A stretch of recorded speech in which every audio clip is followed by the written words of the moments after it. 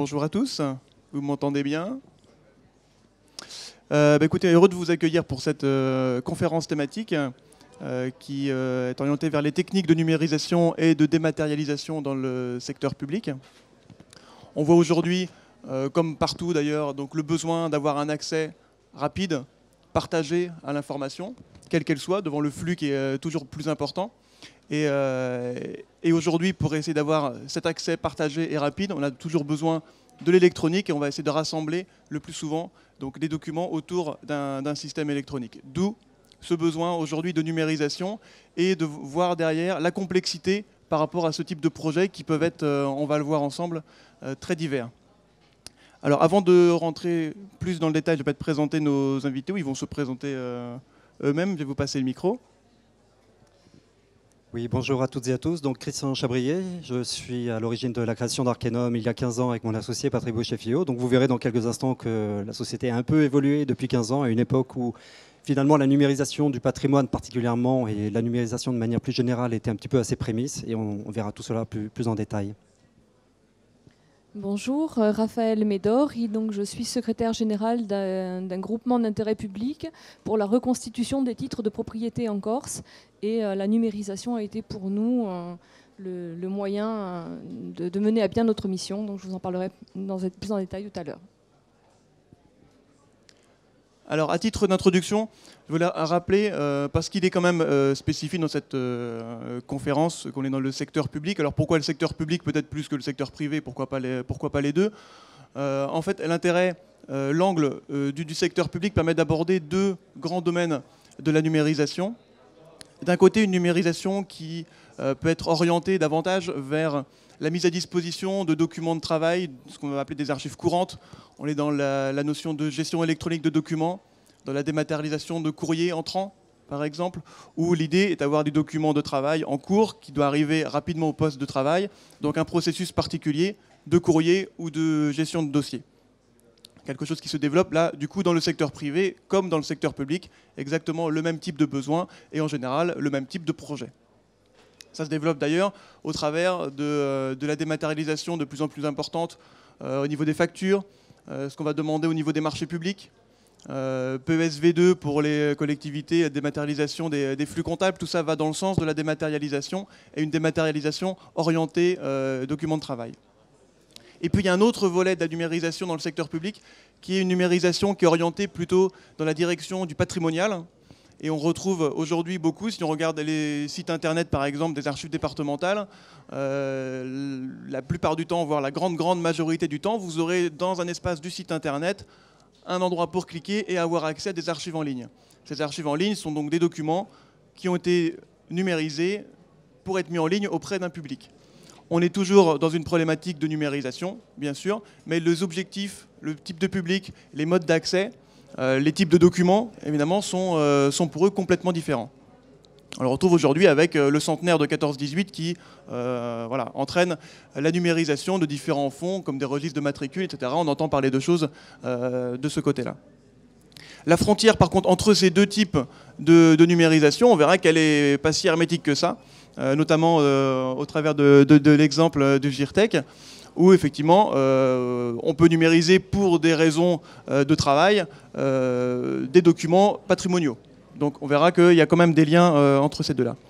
En tout cas, dans tout type de projet de numérisation, on va retrouver des caractéristiques qui sont communes, et ça qu'on soit dans la partie patrimoniale ou la partie gestion de courrier par exemple, peu importe. Un, quel est le besoin dans ma numérisation? C'est très facile de numériser, on peut numériser pour numériser, ça peut devenir quelque chose de très compliqué. Qui aura peut-être aucun intérêt au final et qui va avoir un coût.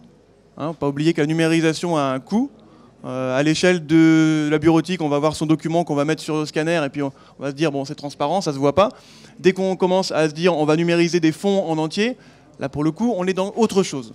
Donc la notion d'objectif, la notion donc, du besoin, le public auquel on va s'adresser, les caractéristiques des documents, souvent papier mais qui ne sont pas que papier d'ailleurs, mais essentiellement papier, que l'on va numériser. C'est-à-dire si ce sont des courriers A4, si ce sont du A3, si ce sont des plans A0, si c'est un registre du 15e siècle, etc. Tout ça vont avoir des incidences directes sur la numérisation. Dans la numérisation, on passe à l'électronique, on aura des questions de CNIL qui vont entrer en jeu, auxquelles il faut penser aussi. Peut-être de droits d'auteur, etc., en fonction des fonds qui vont être abordés. On aura des choses auxquelles il faudra penser, sous peine d'avoir quelques surprises, des fois en milieu ou en fin de projet. Donc en fonction des objectifs de la numérisation qu'on veut mettre en place, on va se poser globalement toujours les mêmes questions. Je vous disais, les objectifs, les moyens, le volume, les caractéristiques techniques des documents, etc. Le quid des originaux papier, parce qu'on numérise, très bien, on prend nos documents, on les numérise. Maintenant, le document papier, on en fait quoi? Est-ce que c'est un document qui va être archivé directement, qui va être détruit éventuellement, qui va suivre quand même un circuit dans les services, par exemple, si c'est une numérisation de courrier? Donc il y a toujours des choix qui sont importants à faire. Et quand on est dans un projet de numérisation, en général, c'est un projet qui a du volume. C'est rarement sur des tout petits fonds, ça peut, hein, mais souvent on a des projets qui sont importants. Et des petits détails peuvent engendrer des grandes conséquences au fur et à mesure où on va se lancer dans la numérisation. Donc pour aborder ces différents points, je vais laisser la parole à monsieur Chabrier dans un premier temps, qui va vous présenter donc Arcanum et puis le travail que fait sa société.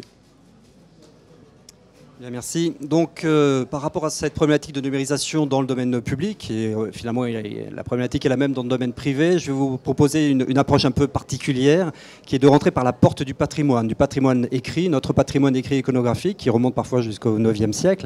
Parce que finalement, vous allez vous rendre compte que les problématiques que l'on aborde au quotidien sur des fonds divers et variés, dans des problématiques de manipulation de documents parfois très altérés, finalement toutes ces problématiques prennent une autre dimension dans le domaine du patrimoine que dans la numérisation peut-être plus traditionnelle, où déjà les formats sont plus limités au quotidien quand on numérise des feuilles A4, des feuilles A3 avec des scanners automatisés, notamment pour traiter les courriers entrants. Pour juste illustrer rapidement des parallèles que l'on peut faire entre ces deux domaines, je veux dire schématiquement la numérisation A4 et de la numérisation patrimoniale, eh bien déjà, quand on numérise des fonds patrimoniaux, on est confronté à une très grande variété de fonds. On va être amené à numériser aussi bien des documents contemporains, comme des diapositives, qu'il faudra numériser en très haute résolution, mais parfois des plans très anciens qui font 3 mètres jusqu'à 4 mètres. Vous verrez ensuite qu'au travers des scanners concernés, on est sur une panoplie de matériel très varié. Autre problématique, et ça nos clients et notamment les informaticiens en sont bien conscients, c'est que quand on numérise notamment des fonds papier quotidiens où on va générer des fichiers assez légers, un fichier Word ne fait que quelques kilooctets, quand on numérise dans le patrimoine, on génère des fichiers images et on va se retrouver à des masses considérables de fichiers qu'il faudra ensuite stocker sur des surfaces disques assez majeures. Pour juste vous donner une illustration, on vient de s'équiper d'un scanner assez impressionnant par le fait qu'il est capable en un seul passage de numériser un plan de 1,20 m par 1,80 m. Quand vous avez une image en TIFF non compressée en couleur, le simple scan de ce document peut dépasser le téraoctet. Donc vous imaginez derrière les problématiques que ça peut poser pour les informaticiens pour ensuite construire la pérennité du numérique. Autre élément de distinction aussi important, c'est quand on numérise finalement des documents contemporains, des courriers entrants, finalement il y a un temps majeur et assez important à considérer dans la préparation. Il va falloir extraire, déplier, décorner, enlever les agrafes, les trombones. Et finalement la numérisation va se faire assez rapidement avec parfois des scanners automatiques. Alors que dans le patrimoine, globalement la majeure partie des fonds qui nous sont confiés sont des documents reliés, qui ont parfois passé les siècles, donc en bon état ou parfois restaurés. Mais dans tous les cas, le gros ne va pas être tant la préparation, mais cette fois-ci le temps de numérisation, puisque toutes nos opérations sont menées manuellement.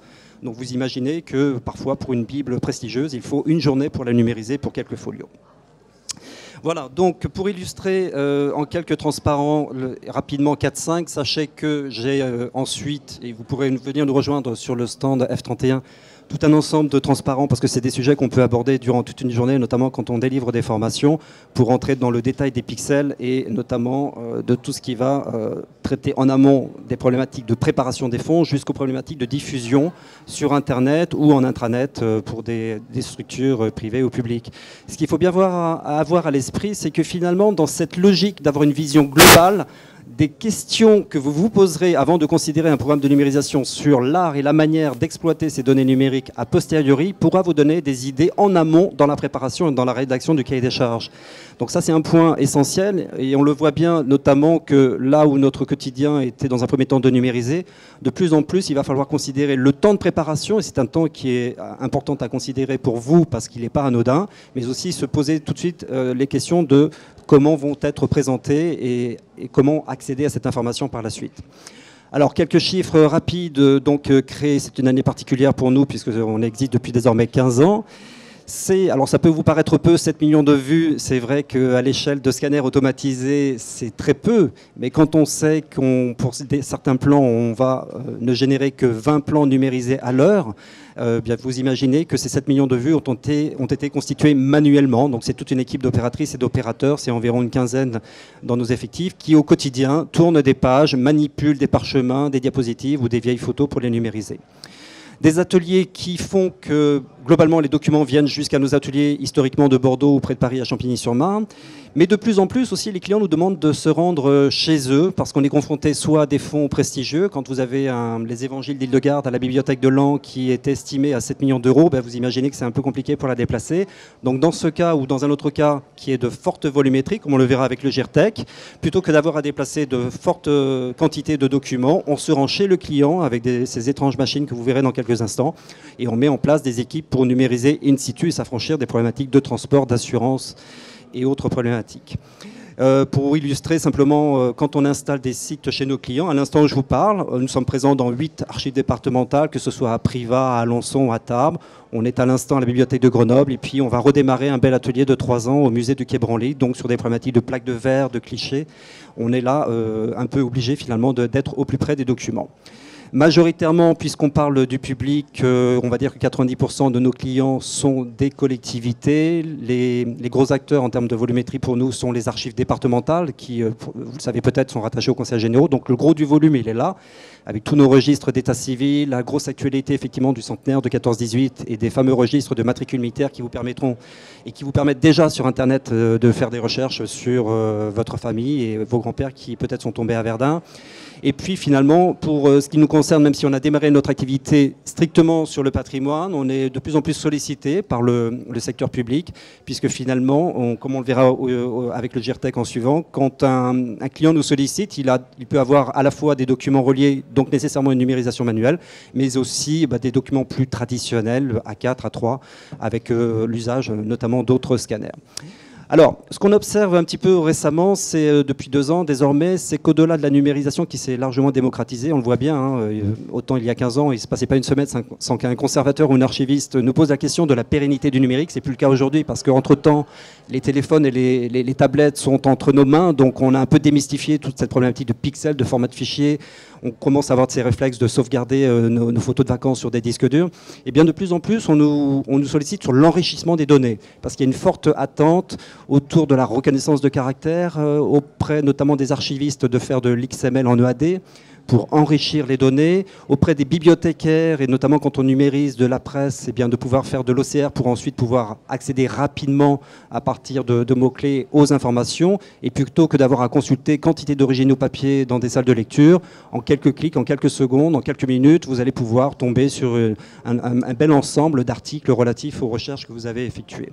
Et puis pour finir, mais vous le découvrirez peut-être plus en images sur notre stand, nos clients nous ont, au-delà de toute cette problématique, une fois qu'on a numérisé, qu'on a considéré dans la partie gauche de ce transparent tous les aspects de strict, un peu rébarbatif parfois, mais il va falloir se poser sur un cahier des charges, par les résolutions, colorimétrie. Est-ce que vous souhaitez avoir une sauvegarde des images sur des CD, des disques durs, des bandes magnétiques, sachant que chacun de ces supports a ses avantages et ses inconvénients. Et d'ailleurs, je fais une parenthèse, et on le dit constamment, il ne se passe pas une semaine sans qu'on le dise à nos clients, quels qu'ils soient, hein, dans le domaine patrimonial ou pas, impliquez vos informaticiens dès l'amont du projet, parce qu'on a régulièrement des anecdotes de clients à qui on remet 300, 500 ou un gros disque dur de 4 Tera sans que l'informatique ait été impliquée. Et là, ça pose de réels problèmes, parce que finalement, comme je l'indiquais tout à l'heure, ce n'est pas tant les fichiers Word, ce n'est pas tant l'informatique de gestion qui pose un problème de stockage aux collectivités, aux services informatiques, c'est plutôt finalement les structures qui leur sont rattachées dans le domaine patrimonial. Parce que quand finalement les archives départementales de Lot-et-Garonne arrivent à la DSI du CG avec 5 téraoctets et que l'informatique n'a pas forcément anticipé l'acquisition de serveurs pour pouvoir stocker toutes ces informations, ça pose de réelles problématiques financières et futures en termes de migration. Donc voilà, une fois que la frontière est franchie, qu'on a réussi à dématérialiser, et je ne rentrerai pas trop dans le détail, aborder tous ces aspects techniques, on va pouvoir finalement ouvrir un petit peu l'exploitation à l'infini de ces données qui, dans un premier temps, se traduisaient par des facsimilés. Il y a 15 ans, quand on s'est créé, c'était souvent les éditeurs qui nous faisaient travailler. Très clairement, aujourd'hui, la majeure partie de nos clients nous font numériser pour mettre soit sur Internet, parce que c'est la volonté, une des missions du service public, que de mettre en ligne auprès de chacun tous ces fonds patrimoniaux qui nous appartiennent, ou c'est parfois, quand on est confronté à des problématiques de droit d'auteur, sur des serveurs en intranet, parce que les documents ont moins de 70 ans. Alors, je ne vais pas trop rentrer dans le détail sur ces aspects purement techniques, sachant que ce n'est pas anodin, sachant qu'il existe maintenant, et sur le site du ministère de la Culture et auprès de vos collègues dans d'autres structures, un bon nombre de cahiers des charges qui permettent de servir de support. Et il va être essentiel de s'intéresser à chacun des articles, se poser la question notamment de la sécurité, du transport. Bref, tout cela doit être formalisé clairement et précisément dans un cahier des charges pour ensuite aborder toutes les problématiques de diffusion et d'exploitation. Rapidement, pour illustrer également, quand on va, et j'aurais tendance à dire, ce qui aussi différencie la numérisation patrimoniale par rapport à la numérisation A4, c'est que, comme vous le voyez à droite, en général, on est dans ce cas face à des documents contemporains qui sont globalement en bon état et qui même, comme on le voit, autorisent d'être scannés, comme on le voit avec le matériel de droite.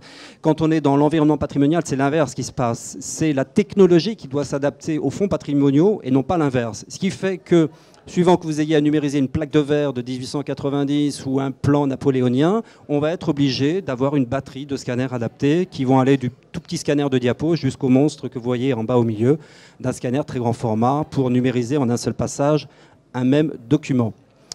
Je l'indiquais, voilà en image, eh bien un petit peu le choix aussi que vous devez faire quand vous mettez en œuvre un programme de numérisation conséquent, c'est d'avoir à le considérer soit chez le prestataire, comme on le voit à gauche, soit comme on le voit sur ces illustrations de droite. Au milieu, en haut, c'est au château de Versailles pour numériser des gravures. Ça peut être des registres plus contemporains aux archives départementales en haut à droite. C'était Avranches, les manuscrits du Mont-Saint-Michel, numérisés en 2001.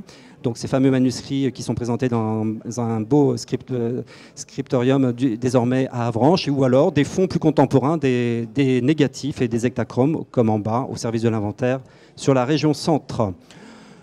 Globalement, il va être important pour nous, et vous vous en doutez, on va passer un temps certain à la numérisation, qui plus est parce que c'est une opération manuelle, mais il va être important pour vous aussi de consacrer du temps en amont dans la préparation, parce que j'ai tendance à dire que mieux est préparé le fond, mieux se fera la numérisation, et mieux vous gagnerez du temps ensuite a posteriori, et c'est un temps qu'il faut considérer aussi dans le contrôle des images que l'on va vous délivrer.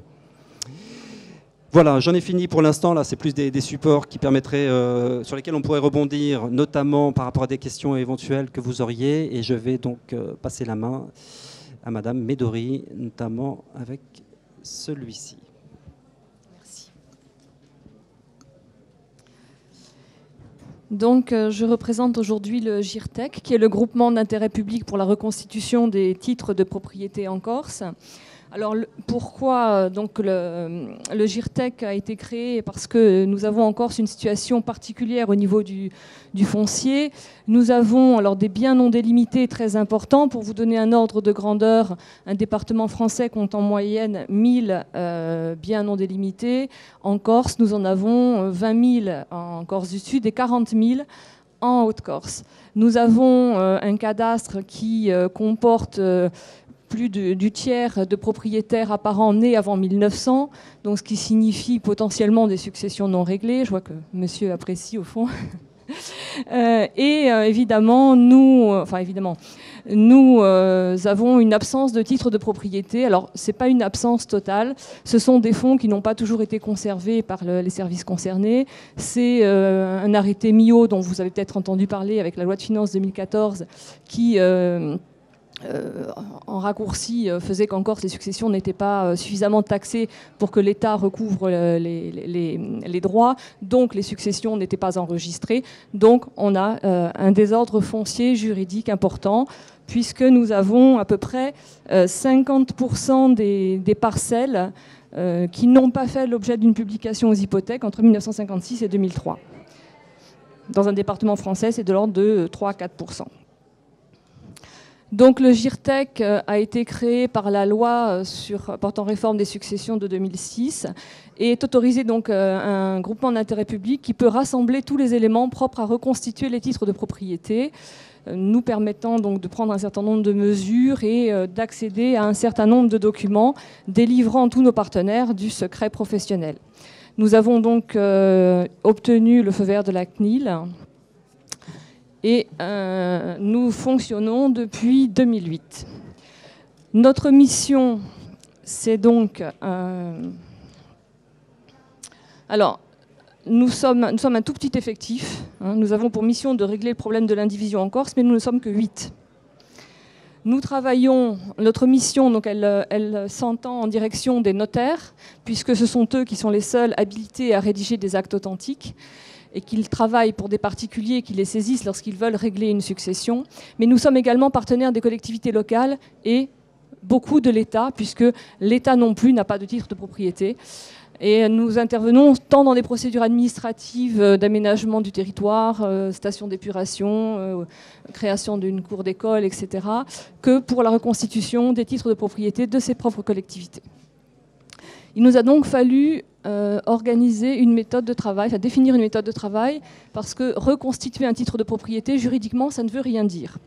Donc nous avons convenu qu'il convenait d'écrire parallèlement, enfin de réécrire parallèlement l'histoire des hommes à travers des travaux de généalogie et réécrire l'histoire des biens d'après des documents de différentes natures et parts. Alors, des documents de différentes natures, nous nous basons essentiellement sur le cadastre napoléonien qui a été élaboré à partir des années 1830, qui a connu diverses versions et que l'on utilise donc de 1830, 1911 et rénovation cadastrale 1930-1982 pour les derniers. Nous travaillons également sur les répertoires de l'enregistrement.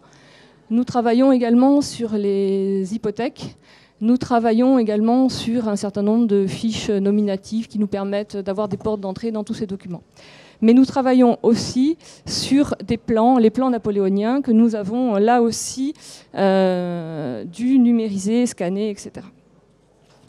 Alors, lorsque nous avons commencé à travailler en 2008, nous nous rendions physiquement avec des appareils photo et des potences dans les archives départementales de Haute-Corse ou de Corse du Sud et nous photographions, au vu des dossiers que nous soumettaient les notaires, les fonds qui nous intéressaient. Donc très rapidement s'est imposée à nous la nécessité de la numérisation.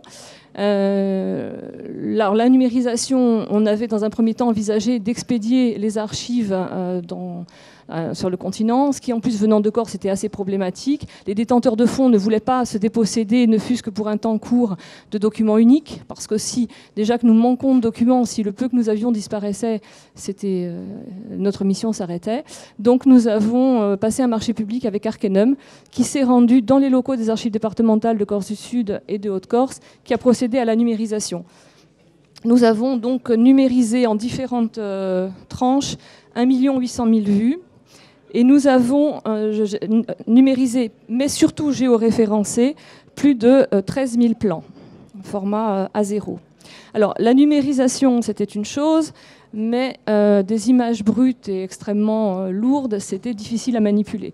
Donc, la numérisation s'est accompagnée, et je rejoins ce que disait M. Chabrier, dans la conception en amont et l'association des informaticiens, dans un travail d'indexation qui est essentiel à l'utilisation ultérieure des documents. Donc nous avons, en géoréférençant ces plans napoléoniens, vous voyez à l'écran un exemple, ce qui est essentiel pour nous, c'est de pouvoir compiler ces documents, les recouper, puisque la finalité, c'est de remettre aux notaires qui nous saisissent un certain nombre de faisceaux, de preuves qui vont leur permettre de rédiger un acte authentique. Donc on n'est pas des historiens et on ne fait pas des recherches pour le fun. Tous nos travaux servent à la rédaction d'actes authentiques. Donc le premier travail se passe sur les plans. Donc vous voyez sur la gauche de l'écran le cadastre actuel, page de droite le cadastre napoléonien. En géoréférençant ces plans, nous avons aussi développé des logiciels qui permettent des superpositions instantanées avec des calculs qui permettent de recadrer les plans. Et nous avons également les plans bleus dits de la rénovation qui nous permettent de retrouver la correspondance entre les parcelles actuelles et les parcelles napoléoniennes. Je vais maintenant vous faire une petite démonstration de l'utilisation de ces documents. Donc nous avons, suite à la numérisation et à l'indexation, développé un logiciel en interne qui nous permet donc... Alors je vais charger ma recherche. Oui, excusez-moi.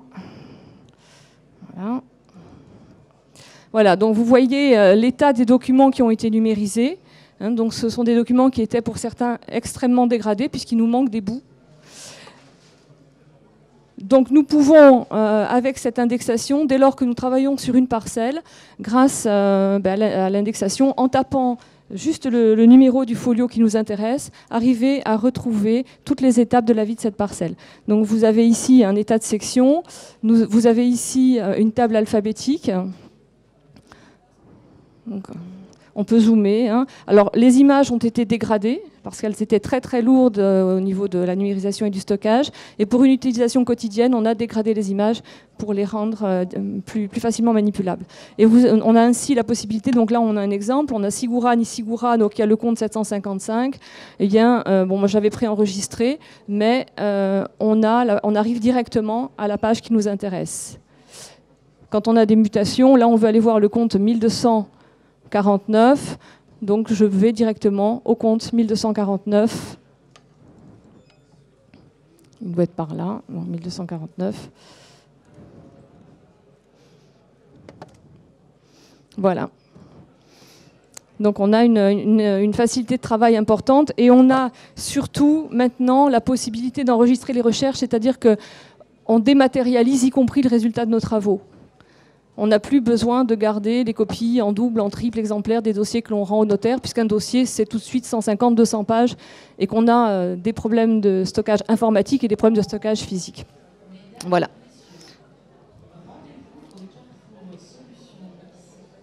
Alors, une illustration du travail, de ce que nous a permis la numérisation.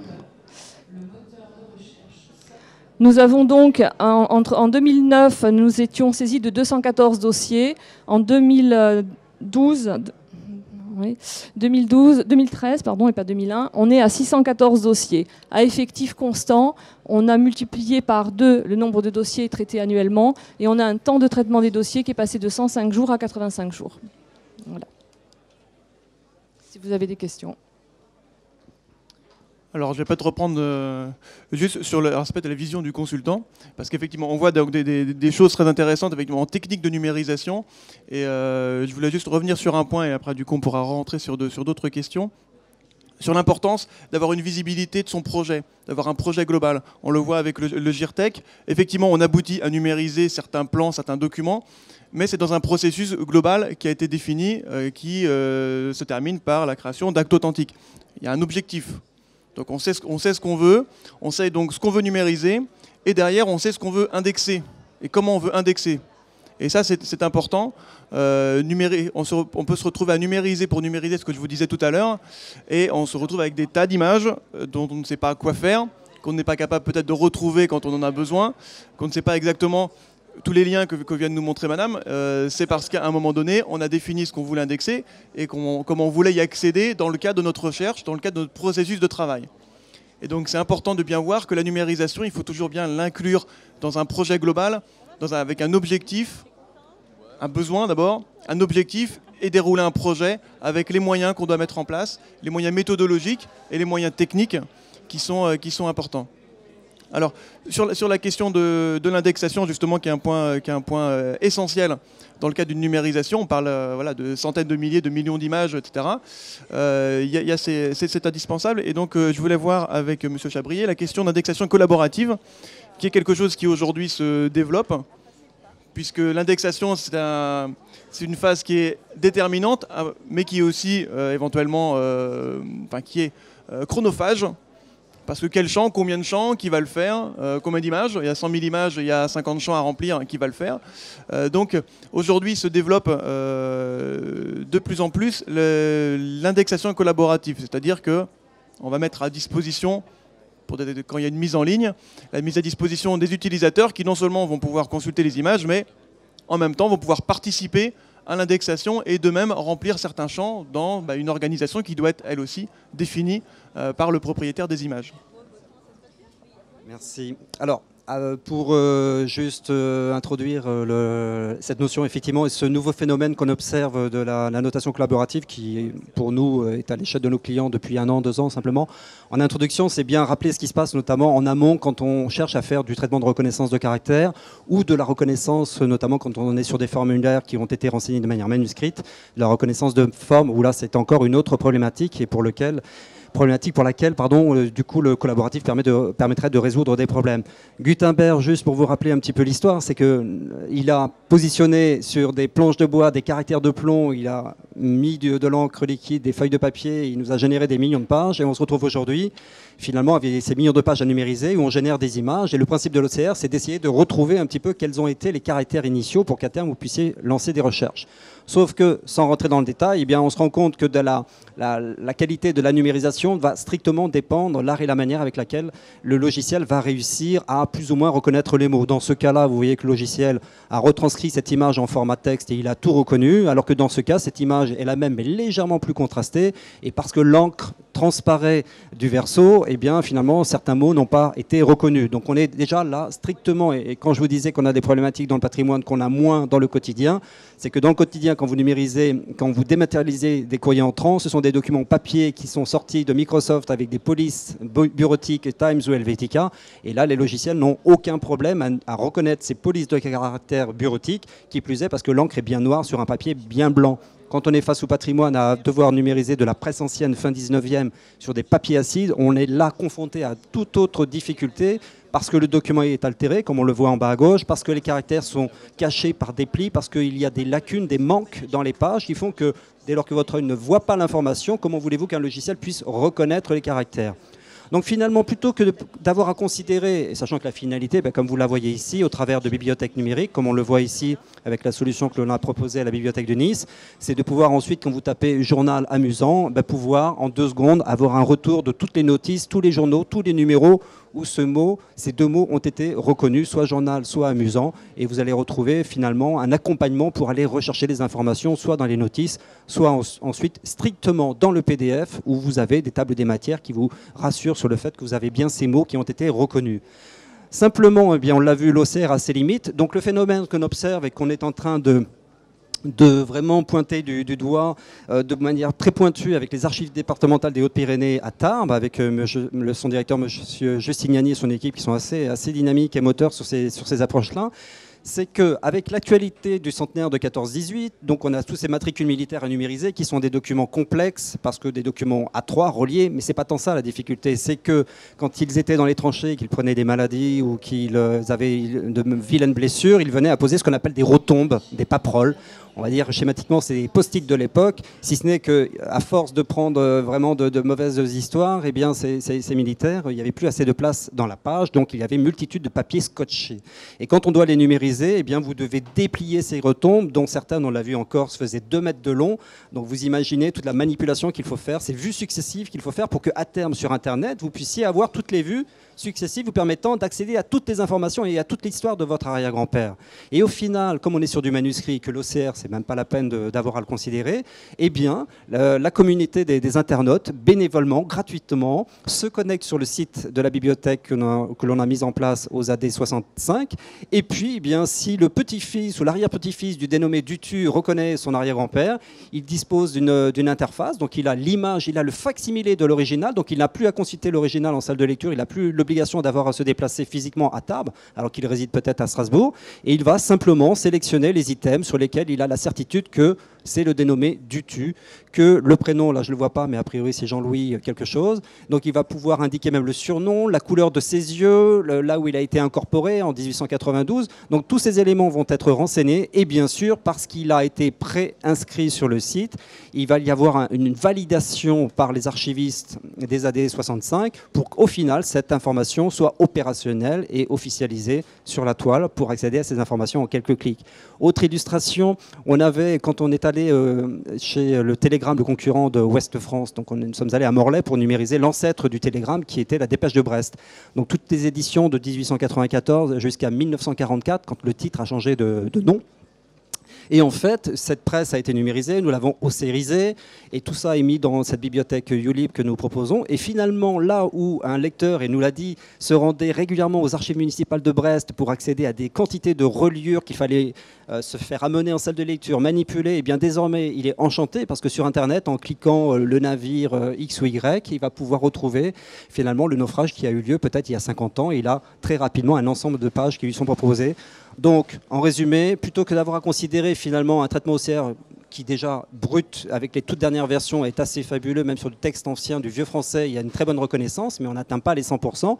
Plutôt que peut-être d'avoir à considérer des budgets plus conséquents, plus importants et d'envoyer toutes ces images en offshore et que du coup ça coûte relativement cher de pouvoir tendre vers du 100%, pourquoi finalement ne pas un peu plus consacrer ces budgets, et qui plus est en ce moment sont un peu tendus, à la numérisation, parce que perdons pas de vue qu'entre-temps, et pendant ce temps-là, le patrimoine est en train de se dégrader, donc on parle beaucoup de techniques depuis tout à l'heure, mais quand même la toute première bonne raison de numériser nos fonds papier, c'est parce que ces documents s'abîment, s'altèrent. Vous avez vu en introduction rapidement, quand on est allé à Tombouctou fin 2009 pour aider les Maliens à numériser leurs manuscrits avant que les événements que vous connaissez nous aient stoppés dans notre élan, et bien là, il y a une réelle problématique de sauvegarde de ces manuscrits qui remontent pour certains au XIe siècle. Donc on est là bien dans notre histoire, et on est bien là dans une problématique un peu plus complexe encore que d'avoir à numériser finalement notre quotidien qui arrive dans notre boîte aux lettres. Donc moi je crois beaucoup au collaboratif parce que ça permet de réduire les coûts, parce qu'on fait travailler la communauté ça peut être des retraités mais, ou pas, des personnes qui par plaisir vont participer et contribuer à notre histoire, parce que finalement avec la mondialisation, les frontières qui bougent même dans certains cas, eh bien, on se rend compte qu'on reste très accroché à notre histoire et que finalement on a aussi pour certains d'entre nous envie de contribuer à cette valorisation avec la puissance qu'offre Internet désormais. Merci. Je vois que le temps passe très vite. Il y a beaucoup de choses à dire, parce que la dématérialisation, c'est le thème de documentation. Donc, effectivement, il y a beaucoup de choses à dire. Est-ce que vous avez peut-être des questions particulières, sous un angle ou sous un autre, plutôt patrimonial ou plutôt JET-GEC? Oui, le micro va arriver.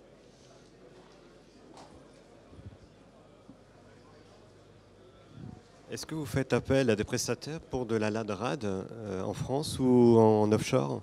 De la LAD-RAD, de la reconnaissance, parce qu'on voit effectivement que les caractères sont difficiles en termes de lecture. Je vous ai mal entendu, pardon.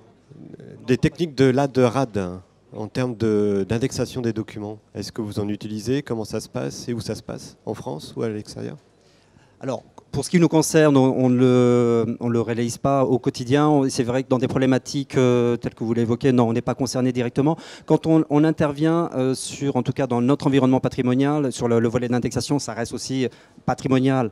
Quand par exemple les Archives nationales nous ont fait numériser au final 4 millions de pages de dossiers de la Légion d'honneur, tous ces légionnaires qui ont été, et ces dossiers constitués qui sont à Fontainebleau, et ça pose une autre problématique, notamment de l'accès à l'information. C'est dans un premier temps, la première année en 2008, on a recruté 4 archivistes qui ont compulsé tout ce fonds de dossiers de légionnaires pour manuellement, intellectuellement, finalement repérer la toute dernière date administrative par rapport à la problématique de communicabilité en suivant, pour que les Archives nationales de Pierrefitte, qui ensuite elles versent ces documents sur Internet dans la base Léonore, puissent se dire ce dossier de légionnaire, je peux le mettre en ligne, celui-ci il faudra attendre 2016 pour pouvoir le verser sur Internet. Donc à notre petite échelle, dans cette niche un peu particulière qui est la numérisation patrimoniale, on n'a pas de process automatisé, on le fait par le biais d'archivistes bien souvent, ou alors de bibliothécaires dans l'environnement des bibliothèques qui le font avec des normes telles que le Dublin Core par rapport à une connaissance régionale d'un fonds iconographique, etc. Par contre, c'est vrai que si on est sur d'autres types de fonds, où on est dans une dématérialisation, par exemple du courrier entrant, dématérialisation de factures, là, la question de la LAD-RAD va se poser très vite. Il faudra rapidement savoir, mais ça fait partie justement de la gestion de ce projet de numérisation. On veut numériser du courrier, par exemple. Voilà, on est sûr qu'on va avoir un peu de tout dans le courrier. Il va falloir avoir une vision précise de qu'est-ce qu'on numérise, qu'est-ce qu'on va avoir dedans. Est-ce qu'on a des documents qui sont structurés ou qui ne sont pas structurés? Est-ce qu'on a du manuscrit ou pas du manuscrit, etc. Pour avoir rapidement une idée de qu'est-ce qui va être possible à la LADRAT, quel résultat on va avoir.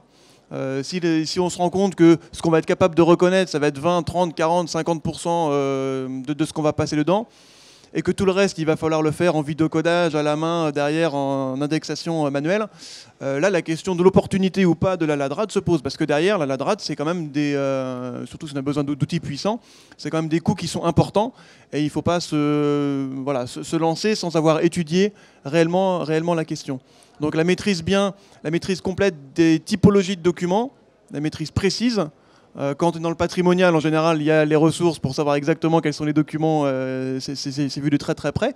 Quand on a une problématique plutôt courrier, pour être dans la partie la plus complexe, c'est vrai qu'il faut s'entourer de toutes les compétences, qu'elles soient juridiques, qu'elles soient métiers, qu'elles soient documentaires, informatique, comme on l'a dit tout à l'heure, pour être sûr de bien périmétrer l'ensemble de la problématique et des outils dont on va avoir besoin derrière, en termes logiciels, par exemple, parce qu'on numérise les images, on va les mettre où, qu'est-ce qu'il faut derrière, quelle indexation il va falloir faire, qui va la faire. D'ailleurs, la numérisation, qui est-ce qui numérise? Est-ce qu'on le fait en interne? Est-ce qu'on le fait en externe? Quel type de format, justement, on a? Donc, toutes ces questions-là, elles sont vraiment déterminantes et elles sont équivalentes. Je vous dis, les questions, en tout cas, les réponses sont très différentes. Les questions sont équivalentes si on veut numériser du patrimonial ou si on veut numériser du courrier. Et ça, c'est vrai que c'est essentiel, je le redis, je l'ai déjà dit plusieurs fois, mais c'est ce qui va peut-être faire la différence entre un projet qui va réussir, parce que là, on va avoir beaucoup d'utilisateurs, les documents sont utilisés parce qu'on a numérisé avec un objectif et on a un résultat derrière, et on s'éloigne un peu du naufrage dans lequel on peut être quand on se retrouve, par exemple, on a un cas, il n'est pas fini, mais sur le principe, on passe pas loin du naufrage, où on numérise 200 000, 300 000 images pour les mettre en ligne, parce qu'on a un projet de mise en ligne qui est magnifique. Et puis, au moment où on n'est pas loin de pouvoir le faire, eh ben, on se rend compte que nos 200 000 images, on pensait qu'on allait pouvoir les mettre en ligne, mais en fait, la CNIL dit non. Vous pensiez qu'il y avait 3/4 qui pouvaient être mis en ligne.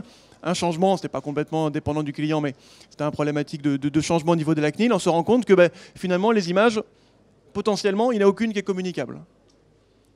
Enfin, mise en ligne. Communicables, archivistiquement, ils le sont. Mais de mise en ligne, ils ne le sont pas. Je rappelle qu'au terme de la CNIL, les délais CNIL de mise en ligne ne sont pas alignés nécessairement sur les délais de communicabilité des archives dans leur format papier. Donc on peut avoir comme ça des surprises. Donc il faut être vigilant aussi sur ces questions-là. Ce n'est pas parce qu'un document est communicable qu'automatiquement vous pourrez le mettre en ligne. Donc la question, derrière, des droits d'accès, donc du public auquel on s'adresse, donc de ce qu'on va adresser, donc globalement de son projet et de son objectif de numérisation.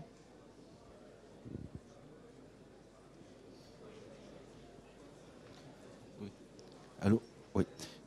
Deux petites questions pour madame. Vous avez parlé d'une équipe restreinte. Est-ce que vous pourriez nous dire un petit peu les profils de votre équipe? C'est des ingénieurs, historiens, juristes? Pas du tout. Comme vous êtes, Non. Et puis l'autre question, c'était pour savoir si éventuellement vous pensiez mettre des choses en ligne accessibles au grand public.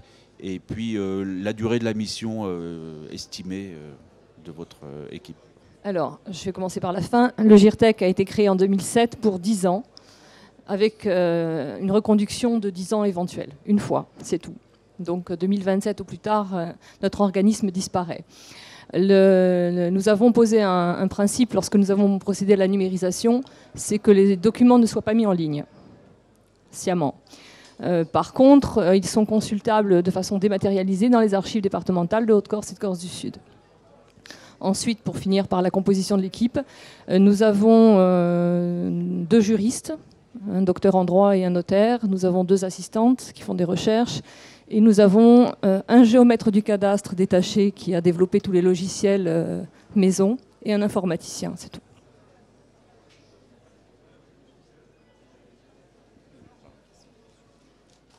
Une dernière question, parce que le temps va être écoulé, malheureusement.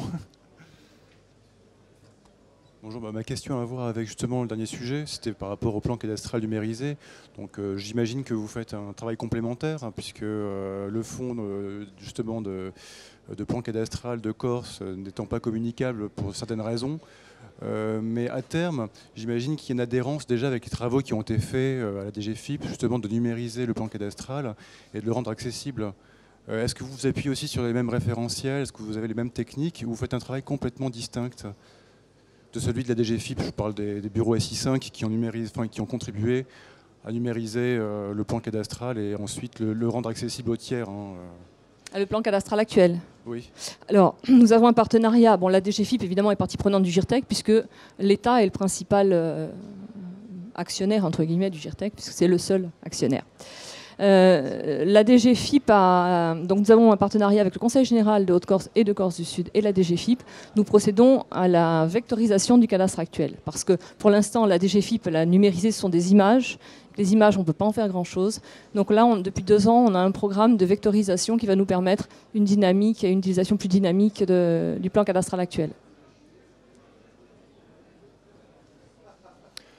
Je vous remercie pour cette conférence. Si vous avez des questions complémentaires, on peut se retrouver après. N'hésitez pas à aller voir les stands d'Arcadium ou de Cerda si vous avez des questions complémentaires. Merci beaucoup.